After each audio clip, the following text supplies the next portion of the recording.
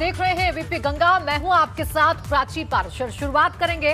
PM Narendra Modi नवंबर से दिसंबर के बीच कई परियोजनाओं का शिलान्यास और लोकार्पण करेंगे। प्रधानमंत्री पूर्वांचल एक्सप्रेसवे और काशी विश्वनाथ धाम कॉरिडोर की सौगात इसी महीने देंगे। 340 किलोमीटर लंबा पूर्वांचल एक्सप्रेसवे करीब 42,000 करोड़ की लागत से बनकर तैयार हुआ है। वहीं पीएम मोदी करीब 36,000 करोड़ रुपए की लागत से तैयार होने वाले 595 किलोमीटर लंबे गंगा एक्सप्रेसवे की आधारशिला अगले महीने यानी दिसंबर में रखेंगे। गंगा एक्सप्रेसवे मेरठ से शुरू होकर प्रयागराज तक जा रहा है, जबकि नोएडा में बनने वाले जेवर एयरपोर्ट और फिल्म सिटी के निर्माण की आधारशिला पीएम मोदी इसी माह रखेंगे। आपको बता दें कि जेवर एयरपोर्ट देश का सबसे बड़ा एयरपोर्ट होगा। इसी महीने पीएम मोदी झांसी में नल के जरिए जल योजना समेत कई विकास परियोजनाओं को हरी झंडी दिखाएंगे। साथ ही डिफेंस कॉरिडोर के तहत झांसी नोड में निवेश परियोजनाओं की भी आधारशिला रखेंगे।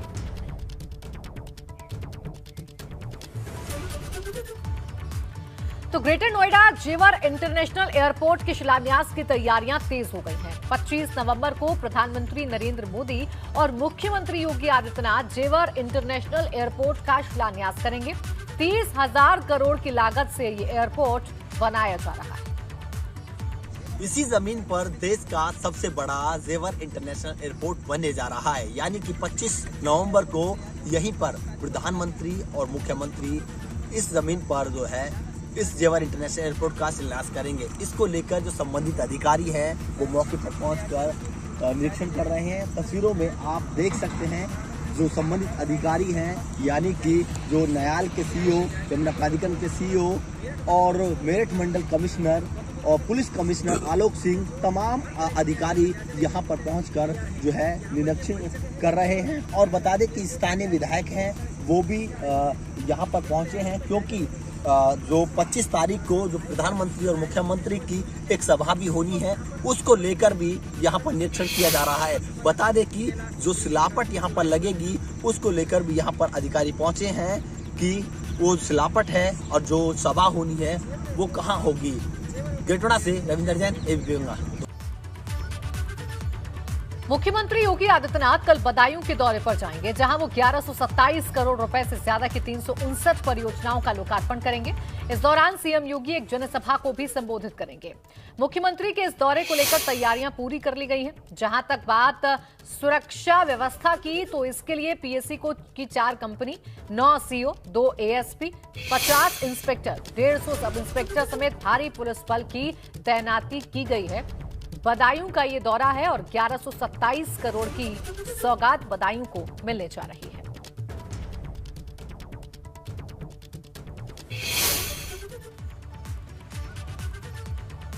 बढ़ते आगे, विधानसभा चुनाव में इस बार बसपा की योजना ज्यादा से ज्यादा युवाओं को जोड़ने की है और इसके लिए पार्टी ने 2 युवाओं को अहम जिम्मेदारी दी है। पार्टी के राष्ट्रीय कोऑर्डिनेटर आकाश आनंद और राष्ट्रीय महासचिव सतीश मिश्रा के बेटे कपिल मिश्रा पर पार्टी का फोकस है। इस बाबत सतीश मिश्रा ने ट्वीट के जरिए भी ये साफ कर दिया है कि पार्टी युवाओं को लेकर इस बार आगे बढ़ रही है।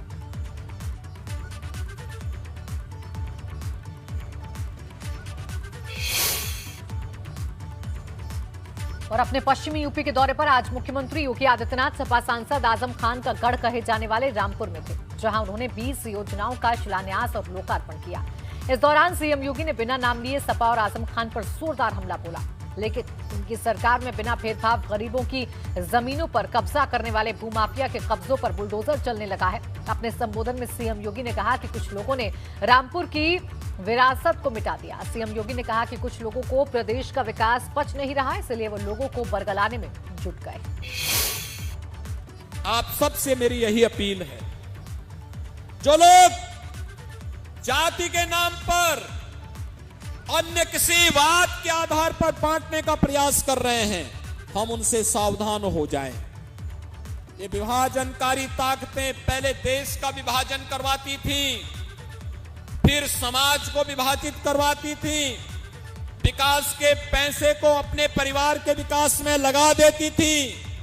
आज जब देश का पैसा देश के विकास के लिए, गरीब के कल्याण के लिए, महिला के उत्थान के लिए, नौजवान के रोजगार के लिए लग रहा है, इन्हें अच्छा नहीं लग रहा है। ये लोग गुमराह करने वाले वक्तव्य दे करके कहीं पर किसानों को, कहीं पर अन्य लोगों को भड़काने का कार्य कर रहे हैं।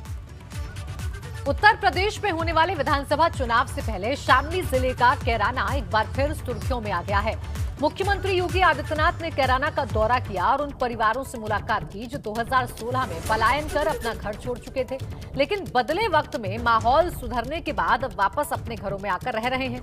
उन परिवारों से मुलाकात के दौरान सीएम योगी ने कैराना वापस लौटे लोगों से बेखौफ होकर रहने की अपील करते हुए कहा कि उत्तर प्रदेश में अब कानून का राज चल रहा है, क्योंकि जिन अपराधी तत्वों की वजह से कैराना में पलायन का सिलसिला शुरू हुआ था वो अपराधी खुद पलायन कर चुके हैं।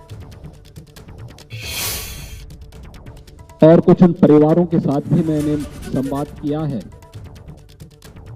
जो पिछली सरकारों के राजनीतिक अपराधीकरण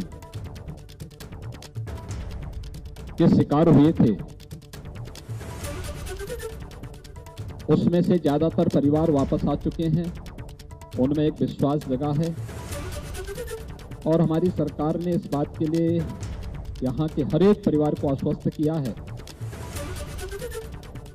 कि सरकार अपराध और अपराधियों के प्रति जिस जीरो टॉलरेंस की नीति के तहत कार्य कर रही थी वह हमारी रणनीति निरंतर आगे भी चलेगी। और यही आश्वासन देने के लिए आज मैं स्वयं इस कैराना कस्बे में भी आया हूं। योगी आदित्यनाथ ने शामली में पीएम कैंप का शिलान्यास के साथ करोड़ों रुपए की परियोजनाओं का लोकार्पण और शिलान्यास किया। इस दौरान सीएम योगी ने व्यापारियों को डरा धमकाकर पलायन के लिए मजबूर करने वालों को सख्त चेतावनी दी। उन्होंने कहा कि मुजफ्फरनगर का दंगा रहा हो या कैराना का पलायन, हमारे लिए चुनावी मुद्दा नहीं है और आज पलायन करने को मजबूर करने वाले अपराधी खुद पलायन कर रहे हैं। नगर का दंगा रहा हो या फिर कैराना का पलायन, ये हमारे लिए राजनीतिक मुद्दा नहीं बल्कि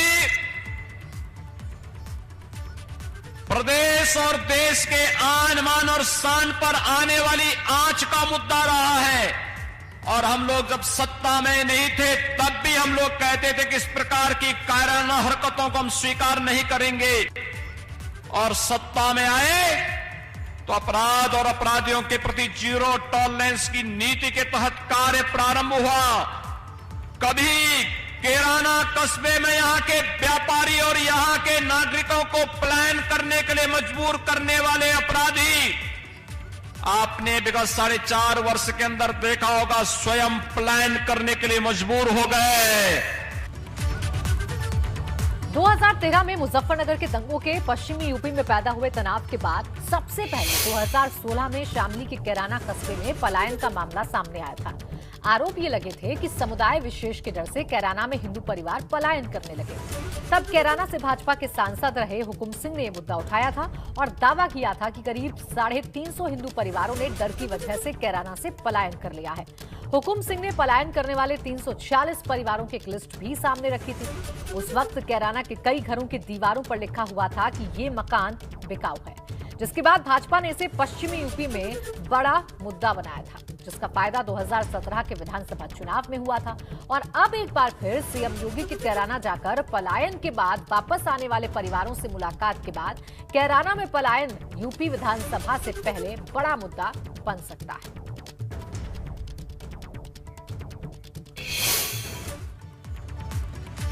उधर निषाद समाज पार्टी ने स्थगित किया है अपना प्रदर्शन। आरक्षण के मुद्दे पर कल निषाद पार्टी का प्रदर्शन था। यूपी चुनाव प्रभारी धर्मेंद्र प्रधान से मिलने के बाद अपना प्रदर्शन रद्द कर दिया है।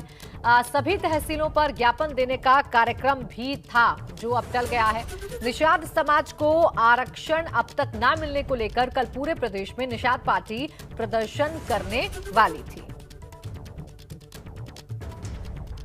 मझवार के नाम से, तुरैया के नाम से हमारे लोग अनुसूचित में लड़ेंगे। हम क्यों सामान्य में लड़ेंगे? अगर आरक्षण नहीं मिला तो फिर गठबंधन पर विचार होगा, हमारा सामान्य निर्णय लेगा, वो करेंगे।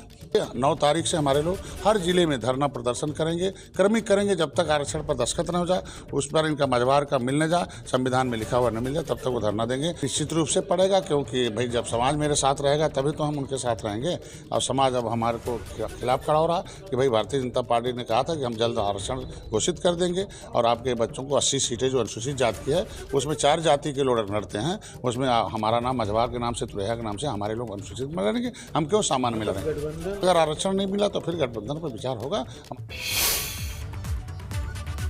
देखिए, प्रयागराज में यूपी भाजपा के चुनाव प्रभारी धर्मेंद्र प्रधान और निषाद पार्टी के अध्यक्ष संजय निषाद के बीच मुलाकात के बाद धर्मेंद्र प्रधान ने भी साफ कर दिया कि निषाद पार्टी एनडीए का हिस्सा है और हम मिलकर चुनाव लड़ रहे हैं।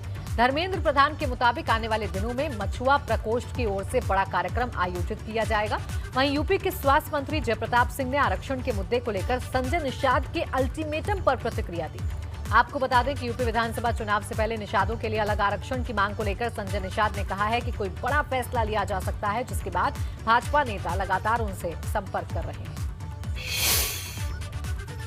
संजय निषाद जी की में बड़ी सभा होने जा रही है। देखो, संजय निषाद जी की पार्टी एनडीए की हिस्सा है। वो आज मेरे से नाश्ता किए हैं, हमारे अच्छे सहयोगी हैं, हम लोग मिलकर चुनाव लड़ेंगे। गृहमंत्री के कार्यक्रम को लेकर हाँ, स्वाभाविक आने वाले दिनों में एक बड़ा कार्यक्रम मछुआ प्रकोष्ठ की ओर से एनडीए की, जिसमें भारतीय जनता पार्टी और निषाद पार्टी और जिसके नेता संजय निषाद जी, हमारी और बाकी हमारे अपना दल है, एनडीए के एक मछुआ प्रकोष्ठ फिशरमैन सेल की ओर से एक बहुत बड़ी समावेश होगा। ये तो हमारे पार्टी संगठन ने ही तय किया था उनके साथ एक गठबंधन बनाने के लिए, और जो भी बातें हमारे शीर्ष नेताओं ने उनके साथ करने के बाद जो भी नतीजा पर आए होंगे, उसी के आधार पर इनको विधान परिषद में सदस्यता दिया गया था। अब यदि इस तरह की बातें करेंगे, क्योंकि ये खाली इनकी बात नहीं है, पहले से ही भारतीय जनता पार्टी की सरकार हमेशा इस बात पर जोर देती आ रही है कि कुछ ऐसे जातियां हैं जिनको भी आरक्षण के श्रेणी में लाना चाहिए, जो अति पिछड़ा जातियां हैं। खबरों में आगे बढ़ते हैं, बात करेंगे भगवान श्री राम से जुड़े तीर्थ क्षेत्रों के पर्यटन और दर्शन पूजन कराने के मकसद से चली रामायण एक्सप्रेस ट्रेन आज दिल्ली से 132 तीर्थ यात्रियों को लेकर अयोध्या पहुंची। इस ट्रेन का पहला पड़ाव अयोध्या है, जहां कैंट रेलवे स्टेशन पर यात्रियों के उतरने के बाद उन्हें हनुमानगढ़ी, राम जन्मभूमि और कनक भवन में दर्शन पूजन कराया जा रहा है। अयोध्या के बाद रामायण एक्सप्रेस ट्रेन कल काशी रवाना होगी। आपको बता दें कि करीब 7,500 किलोमीटर की यात्रा 17 दिनों में पूरी होगी। टीवी स्क्रीन पर आप जो ये 3 तस्वीरें देख रहे हैं, पहली तस्वीर है रामायण एक्सप्रेस ट्रेन के अयोध्या पहुंचने की। आप देख सकते हैं कि इस ट्रेन में श्रद्धालुओं और यात्रियों की हर सुविधा का ख्याल रखा गया है, जिसमें वीआईपी कुर्सियों से लेकर पैर मसाज करने की मशीन तक की व्यवस्था है। ट्रेन की हर बोगी में लाइब्रेरी बनाई गई है।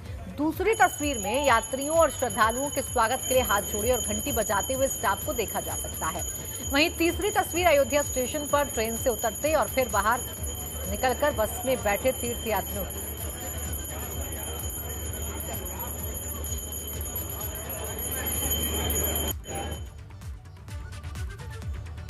और नहाए खाए के साथ आज से आस्था और सूर्य उपासना के महापर्व छठ की शुरुआत हो गई है।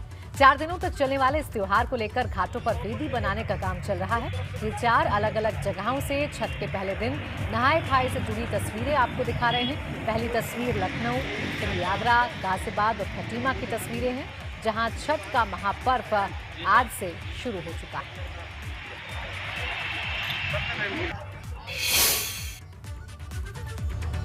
इसी के साथ इस बुलेटिन में इतना ही। आप देखते रहिए एबीपी गंगा। नमस्कार।